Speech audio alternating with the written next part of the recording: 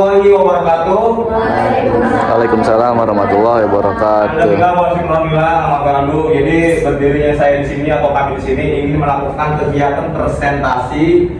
Kami dari kelompok 7 ingin memaparkan presentasi dengan judul pemanfaatan data untuk memahami fenomena prediksi dan data mining. Oke, selanjutnya untuk presentasi pertama atau presentator pertama yaitu yang akan dibawakan oleh kepada saudari Yuni Wahyuni. Kepada saudari Yuni Wahyuni, waktu dan tempat kami persilakan.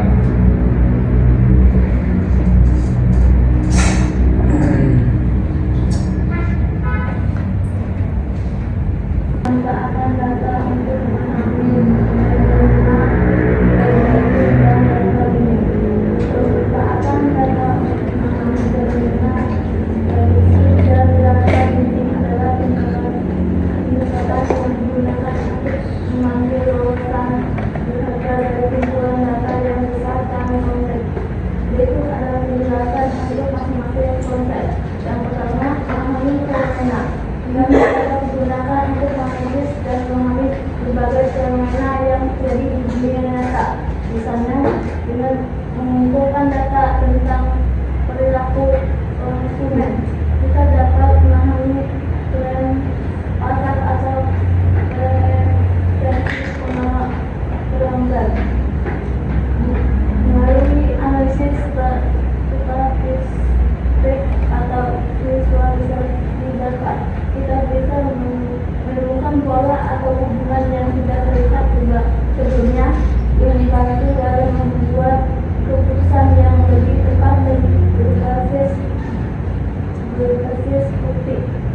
Yang tidak prediksi menggunakan data adalah proses untuk menerapkan kejadian atau hasil di masa depan, sering digunakan untuk membangun model prediksi. Misalnya dalam bidang keuangan, data yang ditulis tentang pergerakan saham dapat digunakan untuk memprediksi harga saham di masa depan. Prediksi ini dapat membantu dan mengambilkan keputusan strategi seperti perancangan bisnis atau manajemen risiko. Data mining adalah proses untuk menemukan pola, tren, atau inovasi yang dibina dalam buku lawan data yang sangat besar. Proses ini melibatkan penggunaan algoritma, statistik, dan teknik untuk menghasilkan informasi yang tersembunyi. Data mining dapat digunakan dalam berbagai bidang, seperti masalah untuk mengetahui silang pasar, kesehatan untuk memiliki kreatif atau pola pengobatan, data dan lainnya. Teknik yang digunakan dalam data mining termasuk clustering, klarifikasi, asosiasi, dan analisis regresi. Secara keseluruhan, pemanfaatan data dalam memahami fenomena prediksi dan data ini membantu individu atau organisasi untuk membuat keputusan yang lebih informasional dan berbasis bukti, meningkatkan efisien dan menciptakan peluang baru berdasarkan wawasan yang diperoleh dari data. Pemanfaatan data, fenomena prediksi dan data mining, kita bisa mengambil lebih dalam ke dalam beberapa aplikasi dan teknik yang lebih spesifik yang digunakan dalam proses ini. Berikut adalah beberapa langkah dan teknik lanjutan yang sering digunakan dalam pemanfaatan data. Oke, selanjutnya untuk presentator kedua yang akan dibawakan oleh kepada saudari Diana. Waktu dan tempat kami persilakan. Ini akan menjelaskan tentang pemanfaatan data, fenomena, prediksi, dan data mining. Kita bisa menggali lebih dalam beberapa aplikasi dan teknik yang lebih spesifik yang digunakan dalam proses ini. Berikut adalah beberapa langkah dan teknik lanjutan yang sering digunakan dalam pemanfaatan data. Yang ke-1, proses pengumpulan data. Sebelum data analisis, langkah pertama adalah pengumpulan data. Data bisa diperoleh melalui berbagai sumber seperti survei, sensor, transaksi online, media sosial, atau sumber data publik. Kualitas data yang dikumpulkan sangat penting karena data yang buruk atau tidak lengkap dapat menghasilkan analisis yang tidak akurat. Oleh karena itu, penting untuk memastikan bahwa data yang digunakan relevan, lengkap, dan bersih. Yang kedua, pembersihan dan persiapan data. Setelah data terkumpul, tahap selanjutnya adalah pembersihan dan persiapan data. Ini mencakup penghapusan data yang duplikat, menangani nilai yang hilang, dan memastikan bahwa data dalam format yang konsisten. Tanpa tahap ini, hasil analisis dan prediksi bisa sangat dipengaruhi oleh kesalahan dalam data. Yang ketiga, analisis deskriptif. Setelah data terkumpul, tahap selanjutnya adalah pembersihan dan persiapan data. Ini mencakup penghapusan data yang duplikat, menangani nilai yang hilang, dan memastikan bahwa data dalam format yang konsisten. Tanpa tahap ini, hasil analisis dan prediksi bisa sangat dipengaruhi oleh kesalahan dalam data.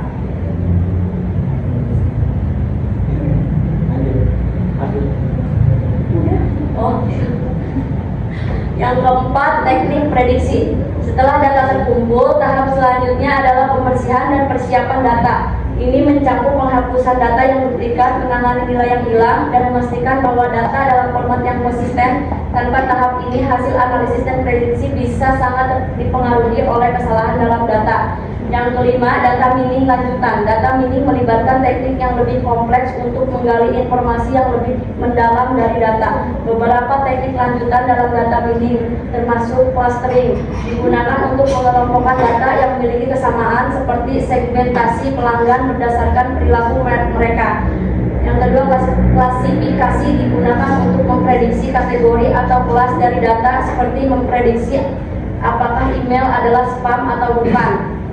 Asosiasi, teknik ini digunakan untuk menemukan hubungan antara item atau peristiwa dalam data, misalnya dalam analisis keranjang belanja untuk mengetahui produk apa yang sering dibeli bersamaan. Reduksi dimensi, teknik seperti VCA, Principal Component Analysis digunakan untuk mengurangi jumlah variabel dalam dataset yang besar sambil mempertahankan informasi penting. Yang keenam, evaluasi model. Setelah model prediktif atau data mining dibangun, penting untuk mengevaluasi performa model tersebut.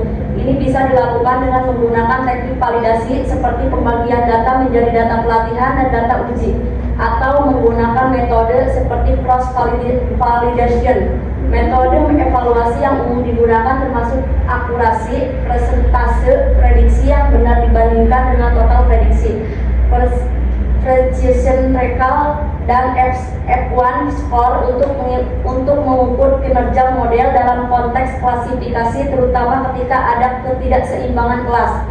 Root mean squared error RMSE untuk mengukur kesalahan dalam prediksi nilai kontinu. Yang ketujuh, ada implementasi dan pengambilan keputusan. Setelah model diuji dan dievaluasi, hasilnya dapat digunakan untuk mengambil keputusan yang lebih baik. Misalnya dalam bisnis, hasil analisis dapat digunakan untuk merancang strategi pemasaran yang lebih efektif, mengoptimalkan rantai pasokan, atau meningkatkan pengalaman pelanggan. Di bidang kesehatan, model prediksi dapat membantu dalam diagnosis penyakit atau meramalkan kebutuhan perawatan pasien.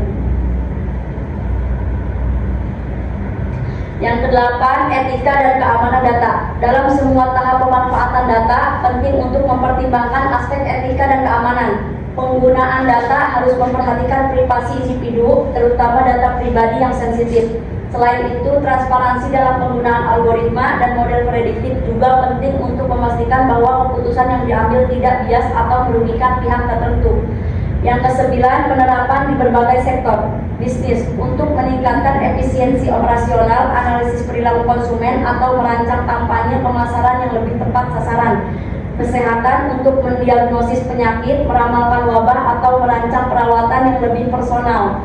Pendidikan untuk mengidentifikasi pola belajar siswa, merancang kurikulum yang lebih efektif, atau meningkatkan hasil belajar. Pemerintah untuk merencanakan kebijakan pabrik, menganalisis data sensus, atau meramalkan kebutuhan infrastruktur. Dengan pemanfaatan data yang tepat, organisasi dan individu dapat memperoleh wawasan yang lebih mendalam, meningkatkan pengambil keputusan, dan menciptakan inovasi yang lebih efektif di berbagai bidang. Baik, untuk presentator itu tidak dapat hadir untuk hari ini, jadi akan diwakilkan kepada saya pribadi. Jadi pembahasan yang terakhir ini adalah contoh pemanfaatan kehidupan, contoh pemanfaatan dalam data kehidupan sehari-hari. Jadi ini adalah salah satu contohnya dalam kehidupan sehari-hari kita. Yang pertama, e-commerce dan pemasaran online. Nah, fenomena perusahaan e-commerce seperti Tokopedia, Bukalapak, atau Shopee mengumpulkan data dari perilaku belanja pengguna, seperti produk yang dicari, produk yang dibeli, dan waktu yang dikunjung. Jadi kita pernah sering kan nyari di toko Shopee, contohnya kita mau nyari produk yang bisa kita sering itu untuk perempuan ya, biasanya make up atau skincare. Nah, karena kita udah terbiasa mencari atau searchingnya pencariannya make up, jadi ketika kita membuka aplikasi lagi, sebelumnya udah dihilangin nih aplikasinya. Pas kita mau buka lagi aplikasi Shopee-nya, nanti dia otomatis pencariannya, algoritmanya itu larinya ke si skincare atau si makeupnya ini, karena dia tuh otomatis dari big data ini. Nah, yang kedua, aplikasi cuaca. Fenomena aplikasi cuaca seperti Aqua Weather atau Google Weather menggunakan data dari satelit dan sensor cuaca untuk memberikan informasi tentang suhu, kelembapan, dan kemungkinan hujan atau enggak ini di lokasi. Jadi kan biasanya sekarang udah canggih ya, di semua pengguna HP itu kebanyakan udah ada fitur yang namanya informasi terkait cuaca. Nah, itu informasinya sangat akurat, sekitar 80% 90%. Nah, makanya kita kayak mau ke Serang contohnya nih, tapi kita orang Bandung, mau ke Serang nih, mau balik.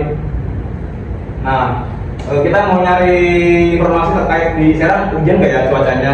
Sedangkan kita bawa motor kan, kalau bawa mobil otomatis aman-aman aja. Kalau bawa motor itu takut di perjalanan ada apa-apa kan. Nah, kita cukup ngelihat di ini aja di aplikasi fitur cuaca di Google, apa namanya, yang biasa di ini, bukan Google Map, yang ada fitur cuacanya itu, ya itu aja pokoknya, namanya Google Weather. Nah, ini berfungsi untuk mencari ini informasi terkait cuaca di tempat tertentu yang kita tuju. Selanjutnya, navigasi atau transportasi. Fenomena aplikasi seperti Google Maps atau Waze mengumpulkan data lalu lintas real time dari pengguna untuk menentukan rute tercepat. Nah, prediksinya berdasarkan data lalu lintas yang dikumpulkan, aplikasi ini memprediksi waktu perjalanan dan memberikan rekomendasi rute terbaik untuk menghindari kemacetan. Untuk data lainnya, aplikasi ini menggunakan data historis untuk menganalisis pola lalu lintas pada waktu tertentu seperti jam sibuk dan memberikan estimasi yang lebih akurat tentang kondisi jalan. Informatif. Sistem navigasi, contohnya kita mau ke mana ya? Dari Serang mau ke Cilegon, karena untuk mengetahui di Cilegon tuh ada macet atau enggak ya di lokasinya tuh, kita cukup mencari di Google Maps atau di aplikasi Waze. Nah, kita udah ketahuan tuh biasanya fitur-fitur yang mengalami kemacetan itu si jalannya ada tanda merahnya. Tapi kalau tanda kuning itu agak macet standar ya. Tapi kalau merah itu macet banget. Apalagi kalau misalnya si merahnya itu panjang, itu macet parah. Nah, itu seperti itu ya. Next, oke.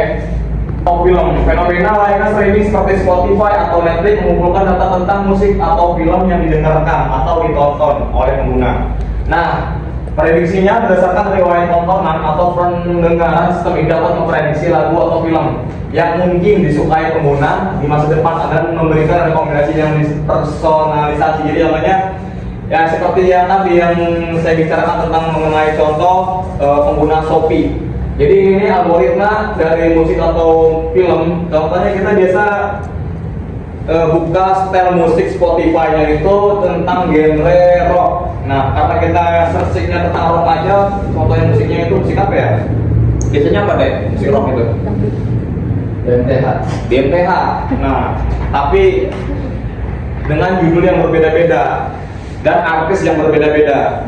Nah, ketika kita besok kemudian yang kita mau buka aplikasi Spotify lagi, tanpa dicari, tanpa di-searching, itu kita bakal direkomendasiin lagu rock lagi. Walau manfaatkan data dalam kehidupan sehari-hari memainkan peran yang sangat penting dalam membantu kita memahami fenomena, membuat prediksi dan menemukan wawasan melalui data mining. Dengan mengumpulkan, menganalisis dan memproses data, kita dapat membuat keputusan yang lebih tepat, efisien dan berbasis bukti. Contohnya penerapan terlihat di berbagai sektor seperti e-commerce, kesehatan, pendidikan, transportasi dan banyak lagi yang seperti tadi saya contohkan juga. Terus melalui teknik seperti analisis, deskripsi, prediksi dan data mining, data dapat digunakan untuk meramalkan, mengidentifikasi pola dan memberikan rekomendasi yang relevan. Hal ini tidak hanya meningkatkan pengalaman pengguna, tetapi juga mendorong inovasi dan efisiensi di berbagai bidang. Namun, penting untuk selalu mempertimbangkan aspek etika dan keamanan dalam pengumpulan data agar tidak merugikan individu atau kelompok dan memudahkan kita untuk membuat keputusan yang lebih baik dan lebih cerdas. Izin bertanya. Iya. Apa yang dimaksud dengan pemanfaatan data dalam memahami fenomena? Jelaskan. Terima kasih. Oke. Ada lagi nggak yang mau nanya? Saya Oke. gimana data bisa digunakan untuk memprediksi kejadian di masa depan? Ada lagi yang mau nanya? Cukup. Oke. Pertanyaan akan dijawab kepada saudari Yuli. Silakan saudara Yuli untuk menjawab pertanyaan yang pertama dari saudari Nadia. Elvia, ya, mohon maaf.